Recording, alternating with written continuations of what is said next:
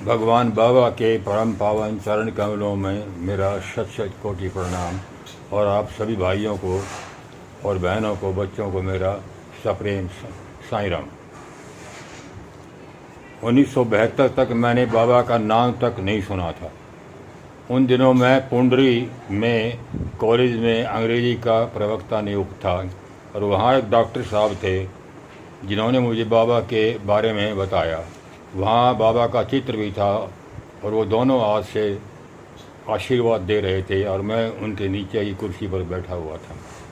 वो पहला परिचय था, परंतु मैंने बाबा डॉक्टर का वहम मानकर उधर ध्यान ही नहीं दिया। 1972 में ये 1970 की बात है, 72 की नहीं, 72 में मैं CRA कॉलेज सोनीपत आ गया। मैंने भारत सरकार को एक प्रार्थना पत्र दिया हुआ था जिसके अनुसार मुझे 1 साल के लिए काबुल यूनिवर्सिटी में अंग्रेजी का प्रोफेसर लगा दिया गया। मैं वहाँ रहा तो वहाँ एम्बेसी से एक भाई ने मुझे बताया कि वहाँ मिस्टर शास्त्री UNO के एक्सपर्ट हैं जो काबुल में नियुक्त हैं, उनके घर भगवान बाबा का भजन होता है। तो मैं वहाँ जाने के लिए तैयार ही नहीं हुआ। उन्होंने कई बार कहा कि भजन के बाद वहाँ बाबा के चित्र पर विभूति भी आती है। यही शास्त्री जी बाद में भगवान बाबा की इंस्टीट्यूट ऑफ हायर लर्निंग में रजिस्ट्रार लगे। उनसे मेरी प्रशांति निलय में मुलाकात हुई और साईं राम हुई। वहाँ से उन्हीं दिनों में मेरे पास इंडियन एक्सप्रेस आया करता जिसमें बाबा के बारे में कई आर्टिकल छपे। तब मेरा कुछ जिज्ञासा बढ़ी कि बाबा को इतने लोग मानते हैं, लाखों लोग मानते हैं, तो बाबा में कुछ शक्ति है और वो कोई पूजनीय हैं। मैं एक बार सोनीपत के शहर में ऐसे निकल गया। वहाँ एक फ़ोटो फ्रेम करने वाले की छोटी ही दुकान के ऊपर पोस्ट कार्ड साइज़ के बाबा के एक ढेर सारे चित्र रखे थे। ये एक अनहोनी बात थी, चमत्कार था, क्योंकि कोई भी उस समय बाबा को जानता तक नहीं था। मैंने एक चित्र फ्रेम करवा लिया और उसे घर ला करके पर्दे के पीछे लगा दिया कि कोई हंसे ना कि ये क्या किस बाबा की पूजा कर रहा है। परंतु मैं दिन में कई बार छिप छिप करके बाबा के दर्शन करने लगा। उसी समय का जिक्र है कि मेरे घर में एक समस्या आई जिसका मेरे पास कोई समाधान नहीं था। तो मैंने बाबा को याद किया कि बाबा जितनी बात लोग करते हैं वो आप मुझ पर भी दया करो और मेरी समस्या को दूर करो, और वो समस्या मेरी हल हो गई। अब मैं खुलम खुला बाबा का चित्र दर्शन करने लगा और फिर मैं, क्योंकि इंडियन एक्सप्रेस में गुलाब भवन का जिक्र था जिसमें पुस्तकें और बाबा के चित्र मिलते हैं, मैं वहाँ गया। वहाँ से मैं बहुत सारे चित्र और बाबा की पुस्तकें ले आया और मेरा घर पुस्तकों और चित्रों से भर गया। मैं सन मई 75 से दिसंबर 76 तक काबुल में रहा था। तो वो जब वापस आया तो वहाँ मुझे पता चला कि यहाँ एक व्यक्ति हैं श्री राजा राम मल्होत्रा, उनके घर में बाबा का भजन होता है। मैं भी वहाँ गया, मुझे बड़ा आनंद आया जबकि वो बेसुर ताल के गा रहे थे। मैंने फिर सोचा, मुझे उन दिनों सचदेवा जी एक जोनल कन्वीनर होते थे, वो सोनीपत आए और उन्होंने मुझे कहा कि भाई सोनीपत में भी आप पहले भजन मंडली तैयार करो और उसके बाद आप समिति बना लो और आप आगे बढ़ो। तो मेरे मन में प्रेरणा हुई और मैंने सोनीपत में घूम करके 7-8 परिवारों का पता लगाया जो भजन में आने लगे और उनसे कहा कि भाई एक भजन मंडली तैयार की जाए, और सब ने मिल कर के मंडली तैयार कर ली। उसमें तब तक हमें पता नहीं था कि क्या पूरा ये सिस्टम है। इलेक्शन करवाए जिसमें श्री पेरीवाल जी जो अब नहीं हैं प्रेसिडेंट बने या कन्वीनर बने और मैं सेक्रेटरी बना। मैं और एक्टिव हो गया और धीरे धीरे हमारी भजन मंडली एक समिति में बदल गई। उन्हीं दिनों डॉक्टर रामचंद्र का संदेश आया करता एक प्रोफेसर हैं हमारे पड़ोस में, वो उनके अंडर पीएचडी कर रहे थे। और डॉक्टर रामचंद्र जी जो स्टेट प्रेसिडेंट थे वो कहते थे कि सोनीपत में समिति बनाओ। मैंने उनको उनके पता प्राप्त करके और समिति की कार्यवाही भेजनी शुरू कर दी। मेरे पास टाइपराइटर है, मैं टाइप करके और बाई पोस्ट भेजने लगा। उनको मेरा काम पसंद आया और उन्होंने मुझे जोनल कन्वीनर लगा दिया, जिसमें करनाल, पानीपत, सोनीपत, रोहतक, भिवानी, महम शामिल थे। तो मैं यहाँ सब जगह गया और मैंने वहाँ भी लोगों को जो डिवोटी थे या जो संभावना थी बनने की, उनको प्रेरित किया और मैं यही काम करता रहा। इसके साथ साथ फिर मुझे डॉक्टर रामतर ने डिस्ट्रिक्ट प्रेसिडेंट भी लगा दिया और मैं डिस्ट्रिक्ट प्रेसिडेंट एक जोन का एक बाद में कम हो गया था। सोनीपत जिला रह गया था। सोनीपत में पानीपत, सोनीपत, रोहतक 3 ये ज़िले मिले थे मुझे। मैं यहाँ जाने लगा और इनसे मेरा परिचय हुआ। तो ये काम चलता रहा।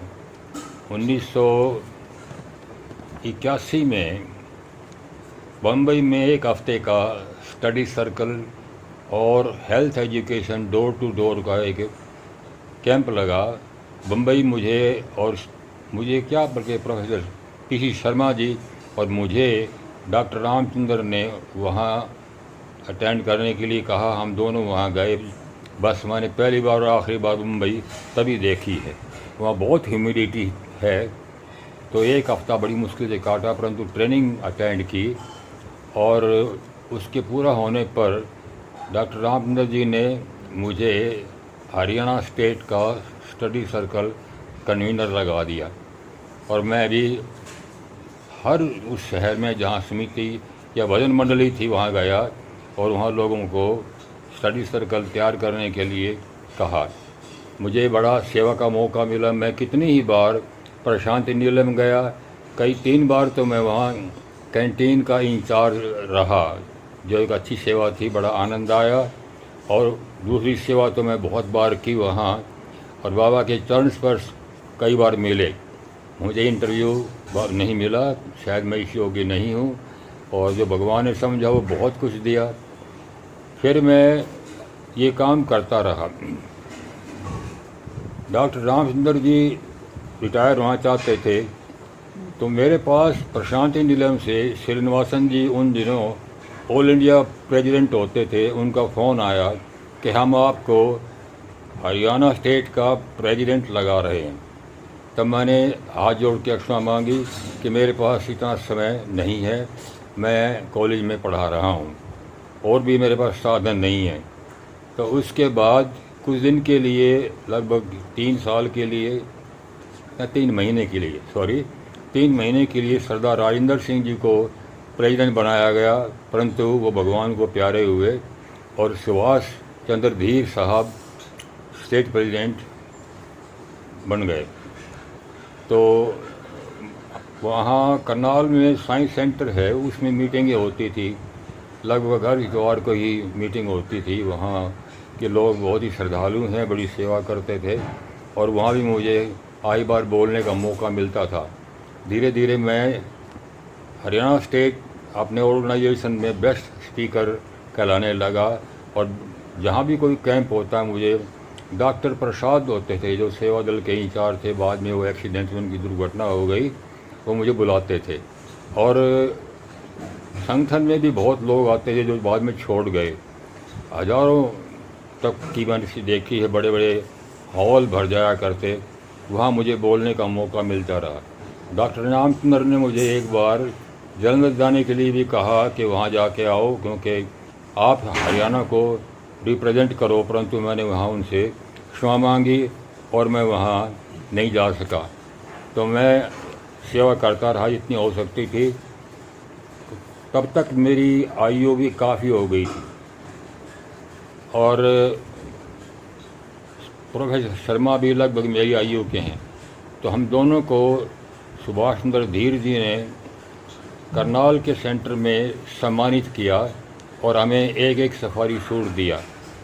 हमें ये संकेत था कि अब आपने सेवा, बाबा ने खूब मौका दिया सेवा का, आपको आराम करना चाहिए।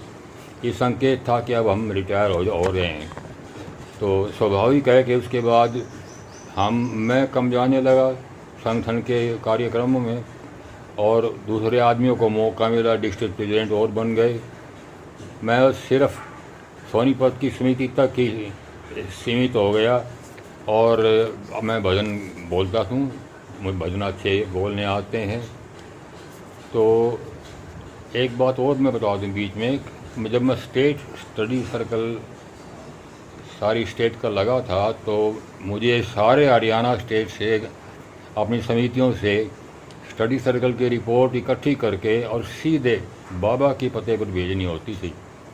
बाद में 2 महीने बाद वहाँ से आदेश आया कि ये रिपोर्ट सब स्टेट प्रेसिडेंट को जानी चाहिए और वो बाबा को आगे भेजा करेंगे। खैर, ये भी ऐसा होने लगा। फिर हमारे सम्मान के बाद जब लगा कि अब संकेत हो गया है कि मुझे रिटायर हो जाना चाहिए, मैं धीरे धीरे जाना मेरा कम हो गया और मैं लोकल समिति तक ही सीमित हो गया। परंतु मैं लगातार भजन में जाता था। भगवान ने की दया से मेरा भजन भी, आवाज़ मेरी ठीक थी, जो अब इतनी अच्छी नहीं रही, साफ नहीं है। और मैं अब 87 साल 4 तारीख को पूरे करके 88 में लग गया हूँ। मैं कमज़ोर भी काफ़ी हूँ। मेरी पत्नी 9 साल से बीमार है, जो बिल्कुल पराधीन है। वो चल फिर नहीं सकती, उठ नहीं सकती, खाना नहीं खा सकती। वो खाना उसको ग्राइंड करके देना पड़ता है मुझे। तो मेरे पास समय नहीं रहा अब, और मैं खुद भी इस योग्य नहीं हूँ कि हर कार्यक्रम में, सेवाओं में, समितियों में भाग लूँ। तो मैंने बाबा की चित्र घर में ही लगा रखा है और वहीं मैं पूजा कर लेता हूँ। ये मेरी दिनचर्या रह गई है। मैं अपने अनुभव पर ये कह सकता हूँ, जैसे धीर साहब ने भी एक बार कहा था कि मानव सेवा ही माधव सेवा है। इंसान की सेवा करें तो भगवान की सेवा है, और हम किसी की भी सेवा करते हैं वही भगवान को ही मिलती है। ये जो आजकल की पीढ़ी है, इनको इस बात का सौभाग्य मिला है कि जब किसी साईं सेवा संगठन है, वो उनको चाहिए उससे संपर्क करें, समिति में जाएं, सेवा कार्य में हिस्सा लें, अपनी आध्यात्मिक और शारीरिक उन्नति करें। आशा है ये सब मेरी बात सुनते होंगे। और मैं चाहे संगठन के कार्य में, समिति में नहीं जा सकता, मैं बाबा को बहुत बहुत प्यार करता हूँ। उनकी बहुत बहुत मुझ पर कृपा रही है। मेरे साथ ही बगल में बाबा का चित्र लगा हुआ है, मेरा जीवन तेरे हवाले प्रभु, इसे पल पल तू ही संभाले प्रभु। कितनी समस्याएं आती हैं, मैं बाबा के आगे समस्या रख देता हूँ और वो उसको संभाल लेते हैं। मैं कहता हूँ मेरे बस का नहीं है, और वो समस्या ठीक हो जाती है।